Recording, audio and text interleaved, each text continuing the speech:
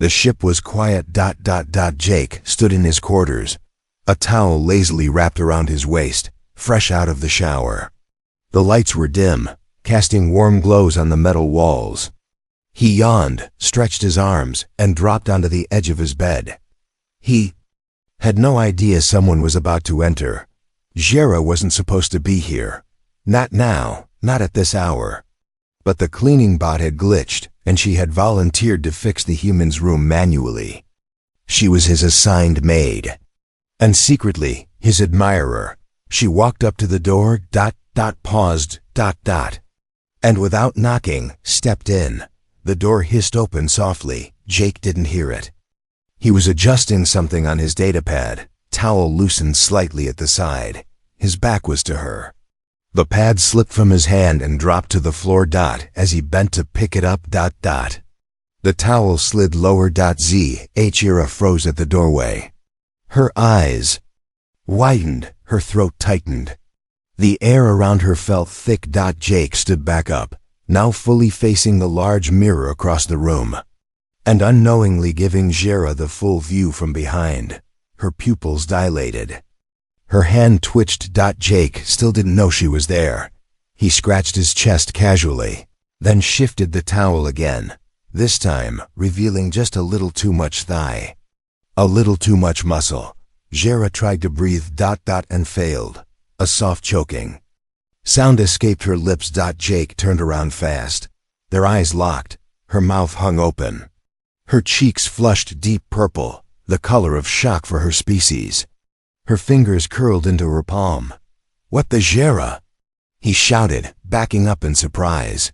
She opened her mouth to speak. But no sound came. She staggered one step forward and dropped to her knees. Jake ran to her. "Jera?" She wasn't moving. The monitor behind them beeped. An alert flashed on screen. Oxygen intake irregular. Unit 7B, Jera.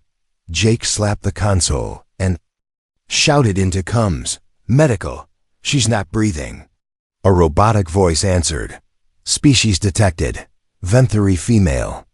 Symptoms: breath paralysis due to emotional overload. Immediate exposure likely triggered by intense mental stimulus." Jake looked down at her. Mental stimulus? He looked at himself. His towel gone. His eyes widened. He dropped down, scrambling for it, wrapping it back around his waist. Jera was still gasping like she'd seen the galaxy explode. Jake leaned in. "Jera, can you hear me?" Her lips barely moved. "I saw everything," Jake gulped. "I didn't mean, it's not like I was." "Wait, what exactly did you see?" She blinked once. "Too much." The medical drone zipped in through the ceiling hatch, scanned her, and administered a vapor to stabilize her. Jake backed away, red-faced. He watched her get carried off to the medbay, still dazed. Her eyes locked on him until the hatch closed. The next morning, rumors spread across the crew. "Did you hear what happened to the alien Maid? Overheated, they say. Some say it was something she saw. A weapon? Worse, something human." Jake avoided everyone that day, but deep in his head, her voice echoed. "I saw everything." And she didn't look away. She didn't scream. She didn't even blink. Until she passed out. That night, Jake stood again in his room. Same spot, same towel. He looked toward the door. Locked it, just in case. But a part of him wondered, did she really come in by accident? Or was she hoping to see exactly what she saw? He stared at the towel in his hand and smirked. Behind the hallway vent, a pair of glowing purple eyes watched him again. She was back. But this time, she didn't walk in. She spied. And smiled. Comment, section question, naughty and engaging. If an alien maid accidentally walked in on you, like that, would you cover yourself fast or give her a slow turn and ask, "Do you like what you see?" Asterisk. Jake hadn't seen her in 2 days. Jera hadn't shown up to clean his room, hadn't crossed paths in the cafeteria, hadn't even passed him in the hallway. For someone who used to hover nearby every morning with an excuse like, "Your pillow looks too flat," her absence now felt too loud. He knew what it looked like. She had seen something shocking. Something she wasn't supposed to, but the question wasn't what she saw. It was why she stood there frozen like she enjoyed it. Jake shook the thought from his head. He walked into the laundry bay, looking for a clean uniform. As he opened the locker, he spotted something out of place. His underwear, folded perfectly, smelling faintly like lavender, and a small sticky note beside it. In purple ink, alien script translated below in human font. "Your garments are smaller than I imagined, but strong, like you." Jake coughed, nearly choking on air. What kind of note was that? He looked around quickly. Empty room. But his ears felt hot. He stuffed the underwear into his locker and muttered, "She's definitely flirting." Right? That night, Jake finally relaxed in his quarters. Shirtless again, legs propped up, datapad glowing dimly. The door chimed. His stomach jumped. He stood quickly, adjusting his pants and clearing his throat. "Yeah?" The door hissed open. Jera walked in. No warning, no apology, just entered. She was holding a datapad and a small folded towel. Jake raised an eyebrow. "You're walking in again without knocking?" She gave a soft smile. "I thought knocking made things awkward."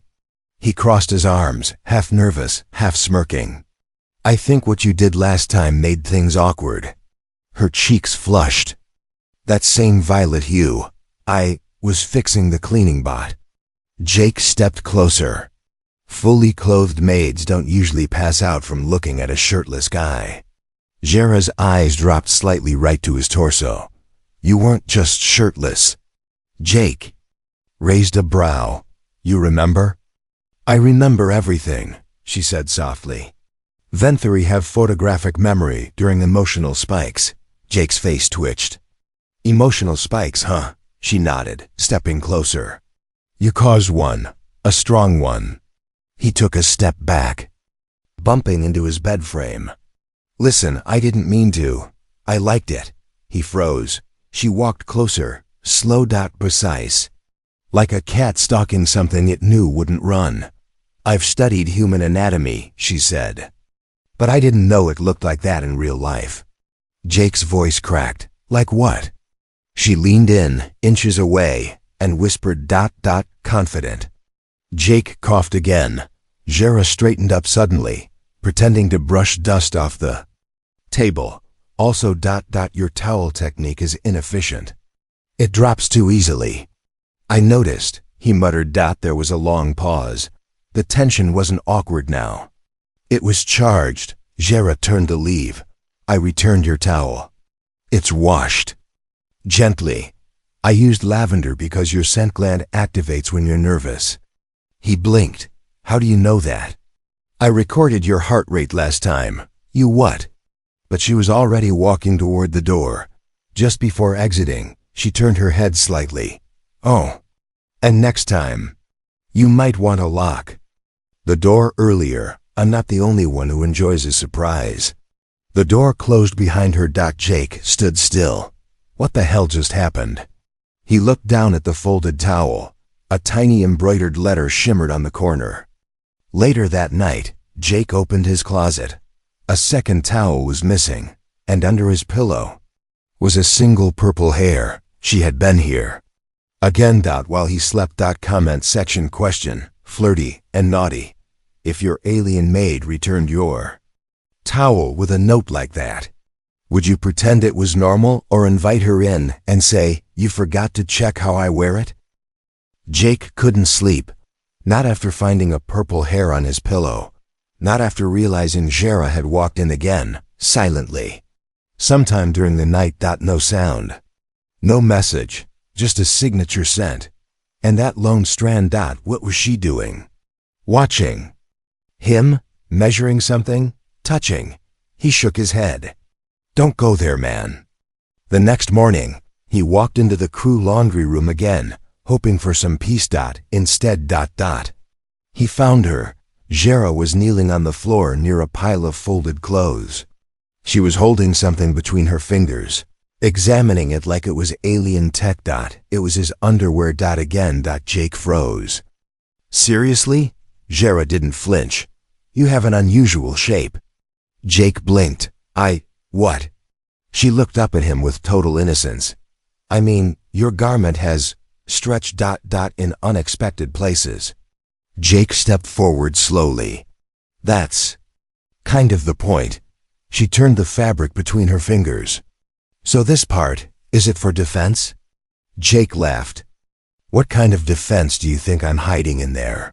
Her gaze dropped again. Very slowly, she whispered, something dangerous maybe. His heart skipped. Jera. She stood up, still holding the underwear. Our species. We don't use such clothing. We let things breathe. Jake's voice came out dry. You don't say. She took a step closer.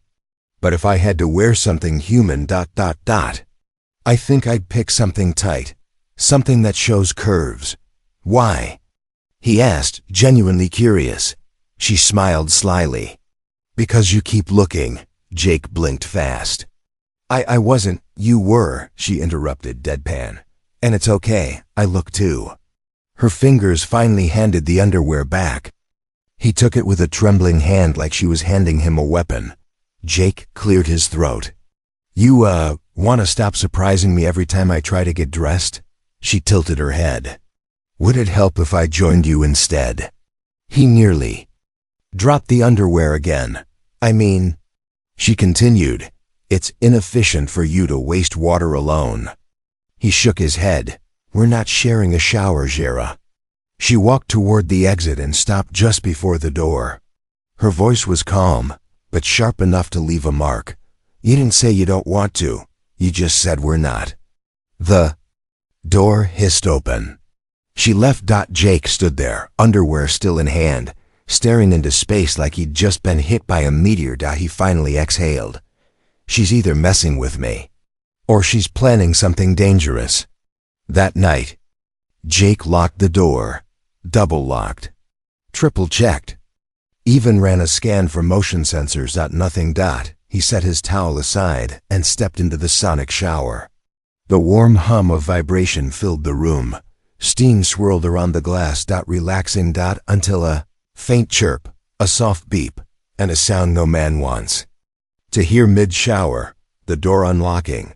Jake's head whipped around. Double quotes. No dash nope. That door is locked.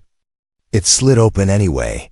Jera stood at the threshold, holding a datapad, wearing something humans called sleepwear, though it looked suspiciously like black lingerie. The tags were still on. Jake froze, water vibrating off his skin. She looked directly at him. Then down. Then back up.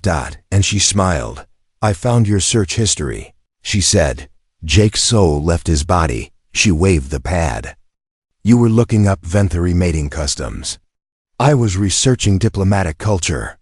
He shouted, trying to cover himself with both hands and the towel behind him at the same time. She tilted her head. We don't usually need towels. Jake screamed into the air. She added softly, but if you must wear one, let me see if I tied it better this time. He reached for the panel. Get out, Jera turned, but not before glancing back with a teasing grin. I'll leave for now. The door closed behind her. Jake slumped to the floor of the shower, soaked, exhausted, and very, very confused. One word ran through his brain. Why does she keep walking in when I'm never ready? But another voice inside whispered something else. Maybe you want her to, asterisk. Jake stared at the silky black fabric in his drawer. It wasn't his. It was hers. The lace was delicate, stretchy, and way too small to be considered anything close to functional clothing, especially for combat, unless the combat involved hearts and NOSEBLEEDS. His breath caught. Had she really left this here? He picked it up like it might explode. No note, no explanation. Just lingerie. In place of his boxers. He stuffed it back in the drawer and slammed it shut. This is getting out of hand, he muttered. But deep down, he knew that drawer wasn't the only thing heating up. Later that morning, Jake entered the common area and nearly choked on his coffee. Jera was standing near the food console, wearing a human T-shirt. His t-shirt, and it barely reached her thighs. Her purple skin peeked out beneath the hem. No pants, no shoes. Just his shirt and a smug little smile as she filled a glass of water like it was the most natural thing in the galaxy. He walked over, heart pounding. That's mine. She looked at him over her shoulder. Yes, very soft. Smells like your neck. Jake blinked. My what? She turned to face him slowly. You humans have such strange clothing habits. You cover all the parts that attract the most attention. His eyes dropped instinctively. Just for a second, she caught it. You looked again, she teased. You planned that, he shot back. She stepped closer. Do you want it back? Jake narrowed his eyes. What's your game? No game, she whispered. Just observation and curiosity, he exhaled. Jera, this is not normal behavior, she leaned in. Neither is walking in on a half-naked alien every week, but here we are. Jake's mind spun. This was escalating fast. That night, he stayed up late, thinking. He knew the signs. He'd seen Venthari females during their heat cycle in training simulations. The way their pupils changed. The teasing, the touchiness, the sudden obsession with clothing scent. It was rare outside their homeworld. But Jera. She was showing every signal. She was in heat. And he was the one she had locked onto. Jake stared at the ceiling. Should I report this? He asked himself, then remembered the lace in his drawer, and how she looked in his shirt. Hell no. The next day, he tried to avoid her. He took a side hallway, ate early, worked late, but Jera found him anyway. She cornered him in the maintenance corridor. Tight space, dim lights. She stood with her back against the wall, blocking his path. Wearing a fitted flight jumpsuit. Unzipped just a little too far. Jake raised his hands. Jera, listen. She stepped closer. Do I make you uncomfortable? His eyes flicked to the open zipper. Define uncomfortable, he said carefully. She grinned. Humans hide desire. Venthari, act on it. He swallowed. Is this your mating cycle? She smiled slowly. Would you run if I said yes? He didn't answer. She stepped even closer. Her voice dropped to a whisper. I've waited 3 nights. Watching, listening to your breathing while you slept. His jaw tightened. That's creepy. Maybe, she said. But I wasn't the one moaning my name in the dark. Jake's face turned fire red. No, I did not. She tapped his chest. Your body says otherwise. He couldn't breathe. Her eyes glowed softly. Do you want me to stop? Silence. A long one. Finally, Jake leaned forward. Lips near her ear. I want you to knock next time. She laughed softly. Where's the fun in that? The lights flickered. A noise echoed down the hallway. Jera froze. Someone's coming, she said, stepping back. Jake glanced around. You shouldn't be here. She gave a wicked smile. Then make me leave. He stared at her and didn't move. She turned, walking slowly down the corridor, hips swaying on purpose. Before disappearing around the corner, she called back over her shoulder. Don't forget. I still have your boxers. Jake pressed his head to the wall. He was going to lose his mind, or his towel, whichever came first. The next morning, Jake found a hidden camera in his shower panel, and the footage was missing. Only one person knew his access code. Comment. Section question, bold and flirty. If your alien maid slipped into your shirt, stole your boxers, and left cameras in your shower, would you stop her or hand her the towel yourself? Next time? Jake stared at the empty corner of his shower panel, where the camera lens used to be. Gone. Not. Broken. Not tampered. Just gone. He tapped the panel. No recording, no log, no motion alert. Even the system history had been wiped, and only one person had access to his quarters besides him. Zh era. He stormed out of the shower, wrapping his towel in a tight, angry knot. All right, we're having a talk. Except Jera wasn't in her usual spots, not in the laundry bay, not near the bot repair room, not even by the lounge where she loved stealing his seat, just to make him grumble. Jake checked the crew log. She had checked into the observation deck. Of course she had. He found her standing alone in the wide glass dome, stars stretched endlessly above. Her back was to him, arms folded behind, tail swaying in slow rhythm. You took the camera, Jake said. No hello. No warning, she didn't turn. I also replaced the air filters in your bathroom, she said calmly. You're welcome. Jera. Now. She turned slowly, her face unreadable. But her eyes, those glowing violet eyes, sparked with mischief. What if I did? She asked. Are you hiding something? Jake stepped closer. Yeah, my privacy. She gave a soft chuckle. Funny, you didn't seem to care when I watched you sleep. Jake folded his arms. That was different. You were just creepy. This is straight up invasive. Jera walked right up to him, close enough that he could feel her body heat. Or maybe she was just that good at making the air feel heavier. I took the footage, she whispered. Jake blinked. Why? Because I wanted to see if you really looked at me. The way I look at you, he swallowed. And, she leaned in. You do. Jake looked away. That's not the point. She reached into her jacket and pulled out a small chip. Want it back? He hesitated. She dangled it in front of his face, then slipped it down the front of her jumpsuit. Very slowly. Jake stared. Not fair, he muttered. She grinned. Life isn't fair. Especially when humans start moaning alien names in the dark. I did not moan your name, she raised a brow. Jake sighed. Okay, maybe once. She tilted her head. It was twice. Fine, twice. A long silence. Then she asked softly, why do you always wear a towel around me? Jake was stunned. Because I don't want to get arrested. Jera gave a sly look. You think I'd report you? You think I didn't already break 12 ship protocols just to breathe your scent at night? He blinked. You did what now? She stepped even closer. I want to know everything about you, she whispered. Your habits, your sounds, your tension when I get too close. Jake gulped. Jera, this is dangerous. I know. If someone catches us. She cut him off with a finger against his lips. Then they'll see what you look like when you beg. Jake was speechless. His chest rose and fell faster. Jera stepped back. Slowly. Come to my quarters tonight, she said. He hesitated. Don't bring a towel.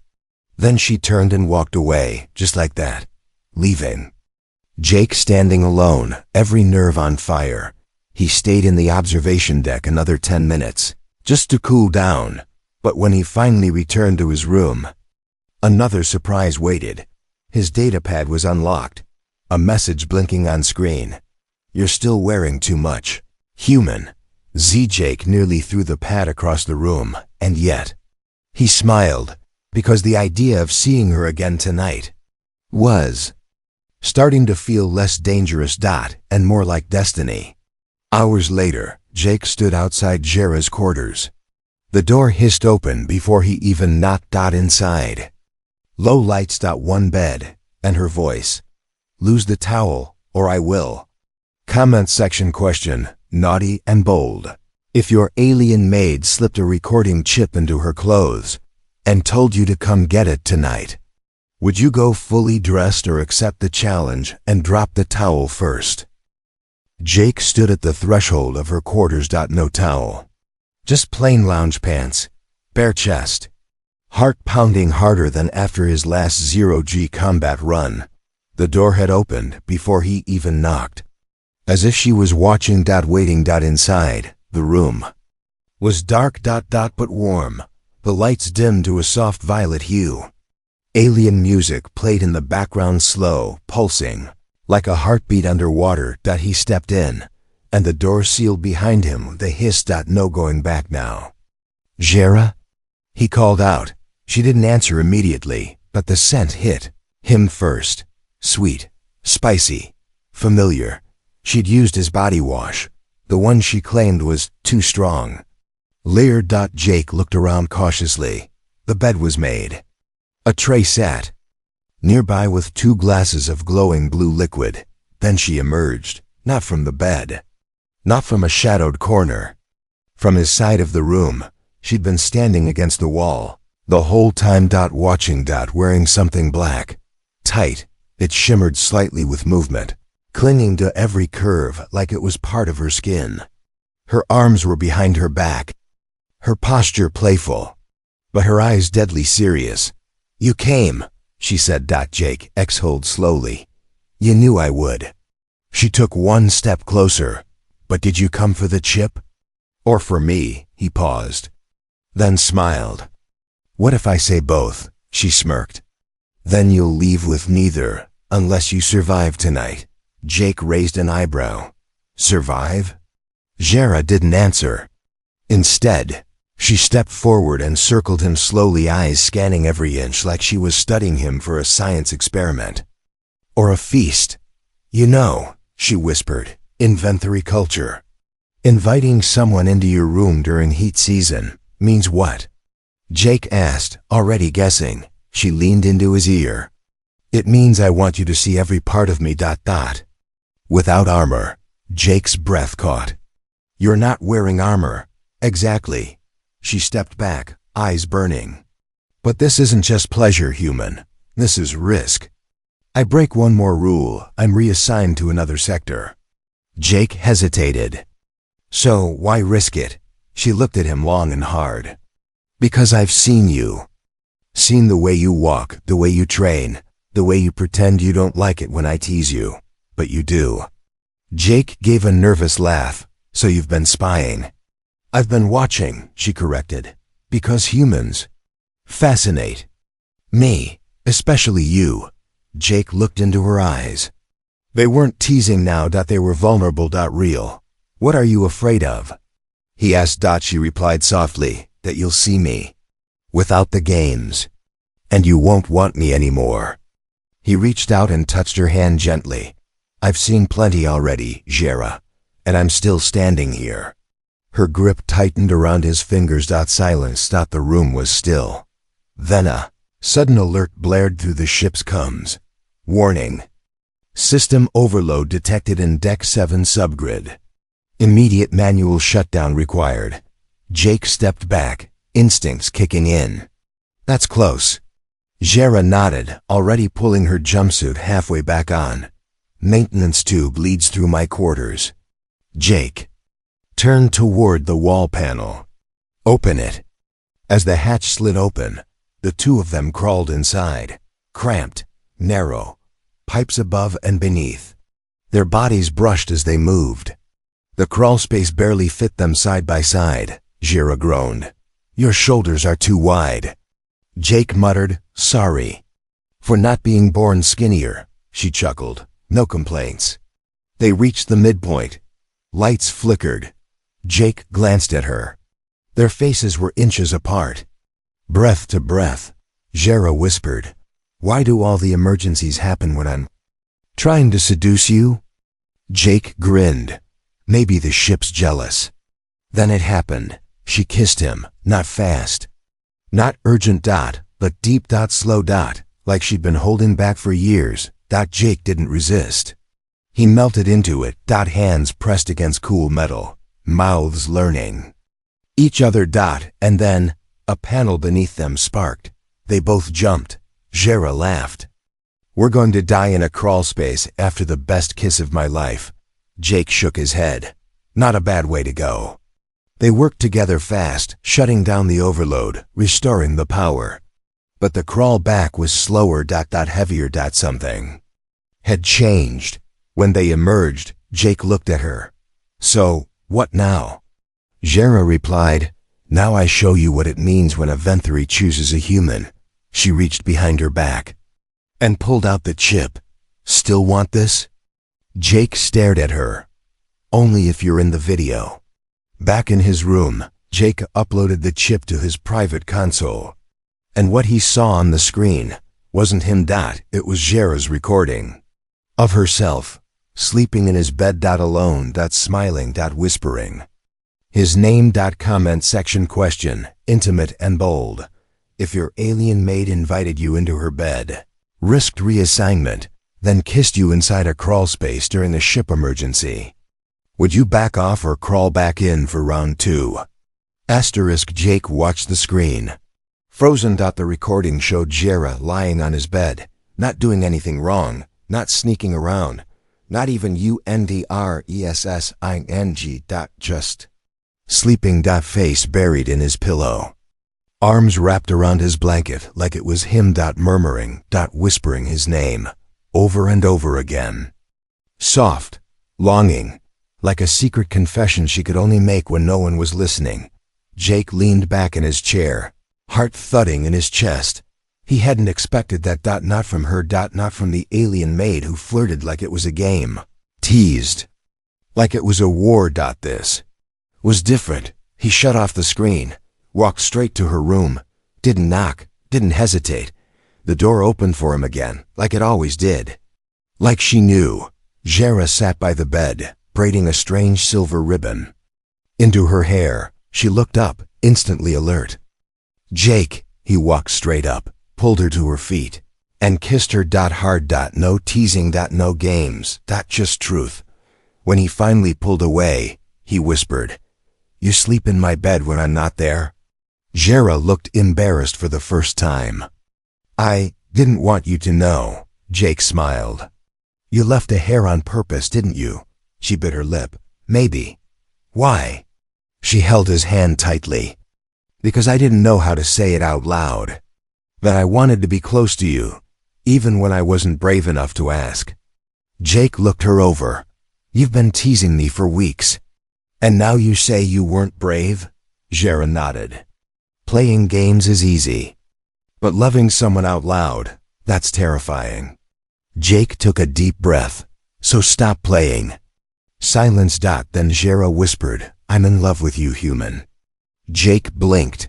That was the first time she'd ever said human like it. Meant everything. He ran a hand along her cheek. "I should have walked in on you first." She smiled. "Too late. I already saw everything, remember?" "Oh, I remember." They laughed softly. The moment stretched. Then an urgent cum buzzed on the wall. Jera's smile faded. She turned toward it. "That's the reassignment call." Jake frowned. "You're leaving?" "If anyone reviewed the footage, if someone filed a report, I'll be sent off ship, away from you. Standard protocol for improper conduct between assigned staff and primary crew." Jake stood up. "Who would report us?" She shook her head. "Anyone. The ship watches everything." Jake growled, stepped toward the cum, and slammed the override. "This is Jake, Primary Tactical Officer.